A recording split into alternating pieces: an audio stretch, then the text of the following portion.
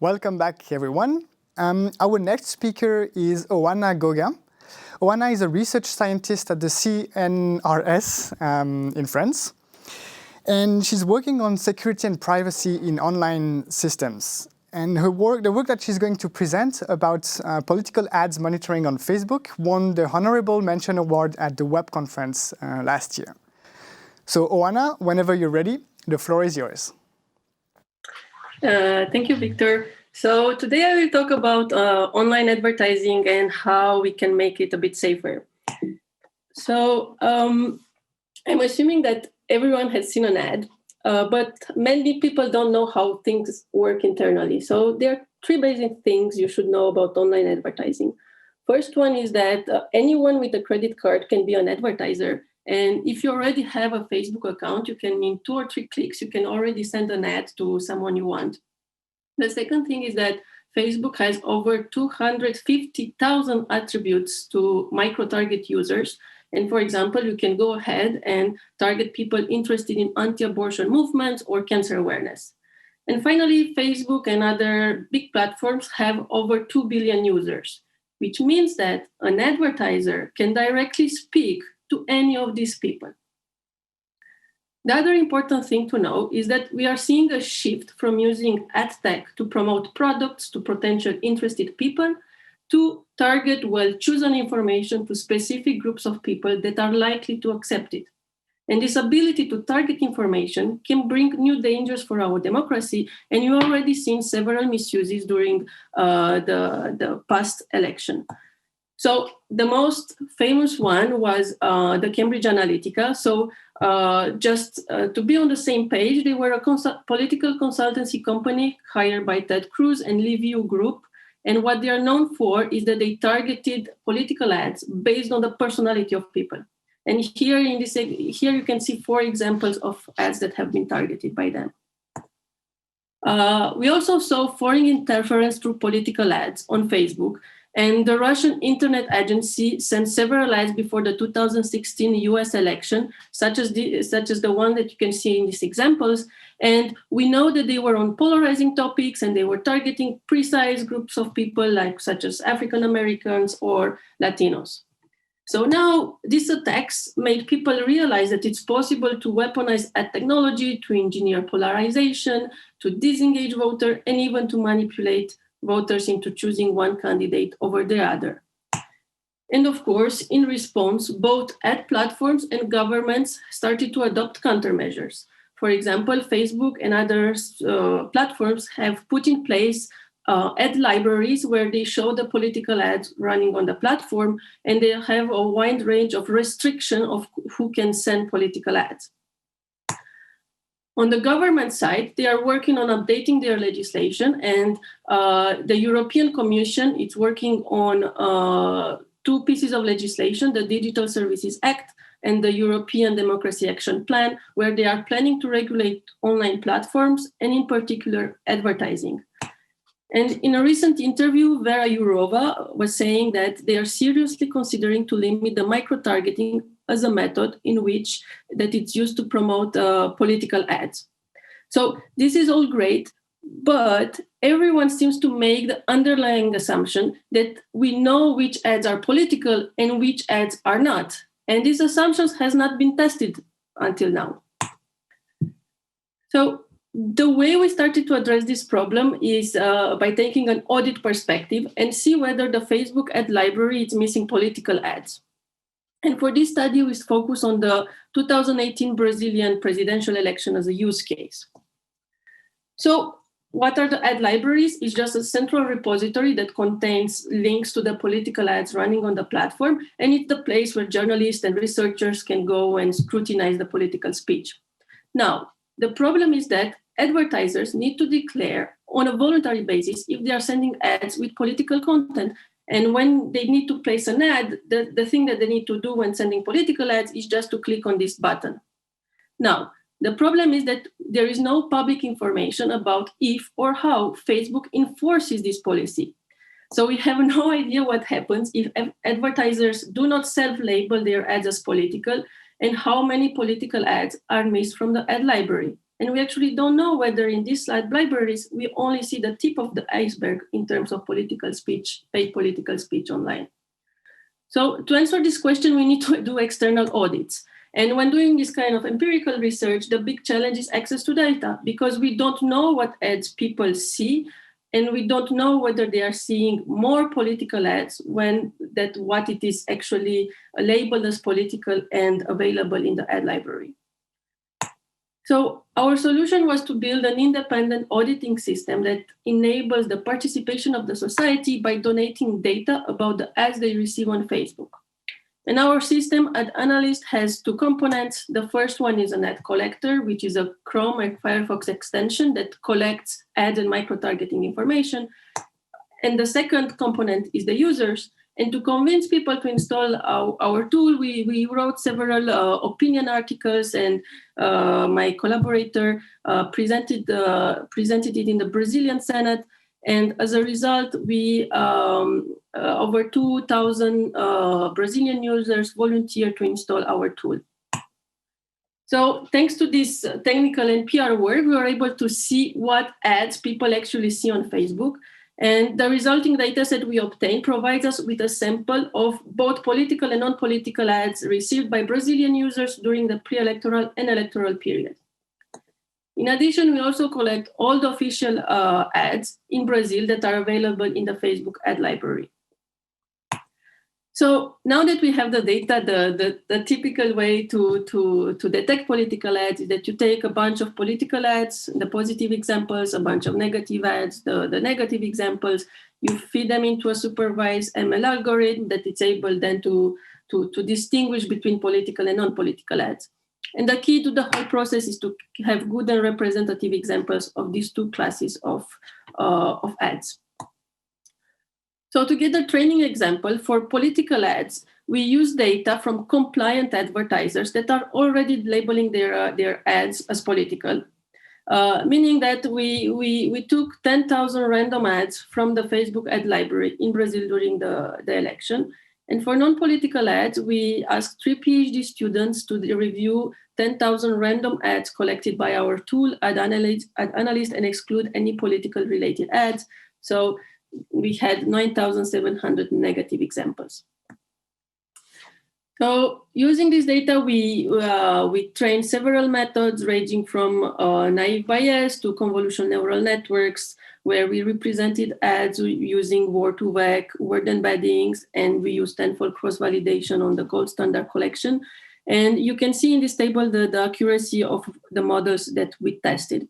So first thing to see is that many achieve a good accuracy of over 94%. And naive Bayes and convolutional neural networks also achieve a true positive rate of over 80% for a 1% false positive rate. So what does this mean is that we can detect 80% of political ads in the gold standard collection while only labeling 1% of non-political ads as political, which is not so bad. And this leads us to our main question, which is whether the Facebook ad library is missing political ads. And to answer this, we took all unique ads received by Analyst users during the electoral period, 38,000, and we apply our convolutional neural network model with a threshold corresponding to a 1% false positive rate. And this model outputted 835 ads as political. So what these results show is that 2% of the ads people see on Facebook were political, but were not declared as being political. And you need to compare this number with the fraction of official political ads in people's feeds, which is 2 to 4%. So what it means that we have an equivalent number of declared and undeclared political ads. So thanks to our tool, we brought solid evidence that the Facebook ad library is severely incomplete, at least in Brazil during the 2018 presidential election. But we did not bring proof that we can reliably detect political ads. And what I mean by this is that we show that we can detect some political ads, but we did not show that we can detect all the political ads. So what we did until now is that we took a bunch of political ads and we did build an algorithm that is able to detect other similar looking political ads. But we did not actually sit and ask the question, what is a political ad? And if the ads that we took as input as are representative of all the political ads. Okay, so what is a political ad? For this, let's look at the Facebook definition. So a political ad is an ad made by, on behalf of, or about a candidate for public office. So generally speaking, they are ads from or about political actors. Then there are ads about elections, ballot initiatives, or go out and vote. So generally speaking, they are ads about the election themselves. And then you have ads about social issues in any place where the ad is being placed. And Facebook defines a list of social issues, which includes civil and social rights, crime, economy, education, health, immigration. So they are, we call them issue ads. So now, if you go to the definition of other platforms, you will see that the actual text differs quite a bit. And the main difference is that Facebook and TikTok are considering issue ads as political, while Twitter and Google do not consider issue ads as political. Okay, so we could debate whether one definition is better than the other, but let's just keep in mind the definition that is provided by Facebook, because this definition is also in accordance with the definition provided by the EU Code of Practice on Disinformation, where they talk both about political ads and issue ads as being sensitive content. So again, political ads are ads about political actors, election, and issue ads. So let's see two examples of ads to see whether we can label them as being political or not. So I will read these examples out loud. Christians around the world are suffering for their faith, and there is a critical need for Bibles to help them stay strong. Help us meet our goal to reach 10,000 persecuted Christians with God's word and training to discipline more believers. So, do you think that this ad is political or not? I personally could make the case for both being political and non-political. So let's see a second example. Help us force companies to stop the destruction of rainforest caused by the production of palm oil. Greenpeace will see to it that companies keep their promise to use only palm oil that doesn't come at the cost of clearing forest. So again, is this ad a political ad or not? So the thing that I want you to see with these two examples is that even if you have a definition of what is a political ad, it is hard to apply it in practice. And our results actually show that there is disagreement on 50% of political ads. The second challenge is to know what issue should be treated as political and what issue should not be treated as political. So in this case, is the destruction of rainforest a political issue in the US? It's not clear. So to circle back to our initial question, if you can reliably detect political ads, my answer is no, because humans do not agree on what is political and what is not. And before solving the detection problem, we need to work on the ground truth first. So the last thing that we did is that we use this research to motivate the fact that we need ad libraries that contain not only political ads, but all the ads that are running on the platform. And we wrote a statement together with civil societies that we submitted to the Digital Services Act consultation, where we asked for universal advertising transparency by default. So the idea behind the statement is that the missing key to build better protective technologies is access to the right data. So the way we wrote the statement is by thinking of what data the European Commission should ask ad platforms to make public in order for researchers, civil societies, and journalists to mitigate the risks that can come both from advertisers as well as ad platforms.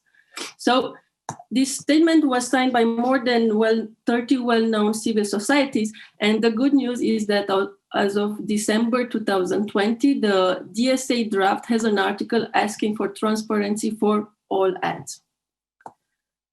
So to wrap everything up, for a safer political advertising, we need access to data that is allowing us to audit platforms and detect malicious ad campaigns. And we can get access to such data either by building system and asking citizens to donate data about what they see online, or on a more longer term, use law to get access to the data that is necessary to audit platforms and advertisers. Now, from a solution point of view, this universal ad library, as the one that we propose, is the first step. But we still need to reliably detect political ads, because political ads also come with lots of restrictions, either coming from ad platforms or from legislation coming from different countries. And we also need to, in the end, identify malicious ad campaigns. So in this space, there are lots of open questions still standing for policy design, ad moderation, and ad detection. For example, what is a good definition of political ads, how humans interpret their definition, and what role plays their subjectivity, and how to detect emerging new social issues. COVID was not a political issue 1 year ago, but now it's one of the most politicized issues. So how can we build system to detect these new social issues? Thank you very much. This is it. Thank you, Oana, for the very fascinating work. I don't have any questions yet from the audience, but I have 2 questions for you. The first one is, why did you choose to Brazil as your initial data set? And did you try other countries as well? So the thing is that we built a platform, and Brazil was the next big elections that we could monitor. And my collaborator was Brazilian, so he really wanted to improve things there. Okay. And for the history not to repeat itself, like the US history not to repeat itself. Makes sense. And this afternoon there will be another presentation about corruption detection in Brazil as well. So there seems to be a kind of pattern in this country. And there's a question from David Brown, who is asking whether the plugin installed by users, if it works only for the web, for Facebook or for other websites, and maybe the mobile app as well. So we are working, for now it works on Facebook. We are working to extend it to other sites as well. So stay tuned for that. On the mobile phones, things are much more difficult to observe what ads people are receiving. So that's not obvious. There is no obvious way to do it. Okay, thank you. And I have one last question maybe. So do you plan to deploy your real-world application and maybe as also a browser plugin that would automatically flag political ads? So I mean, what we did during the Brazilian election is that we have our website where we were putting there all the political ads that we were detecting. So we did not include it in Facebook because it might, I don't know, be against the terms of service, but there was this place on the platform where you could see the political ads. It was like similar to the official ad library. Okay. And there is a question by Clément Lyon, who's asking, do you know if the language in which the ad is written can have an influence on its political message? Yes, so that's a really good question that we are trying to look into it. So ask me again in a few months, or we can chat to learn more about this. But yeah, that's a really interesting question, how this system perform across languages, because we don't want only English to perform well and not other languages. All right. Well, thank you again, Oana, for your presentation. I wish you a very good day, and maybe we can connect later, and you can connect with other participants on the networking tool later today. Thank you, Victor. Goodbye. Bye.